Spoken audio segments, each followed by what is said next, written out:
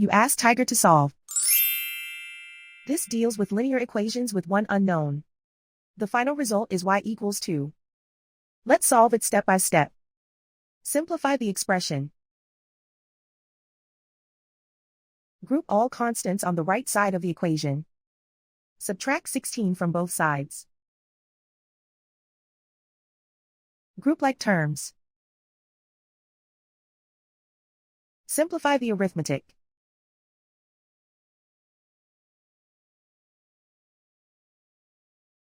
Isolate the y. Divide both sides by -4. Cancel out the negatives.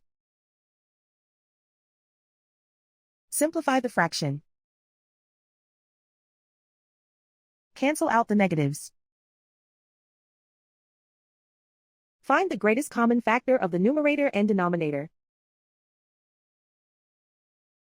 Factor out and cancel the greatest common factor. And so the final result is y equals 2.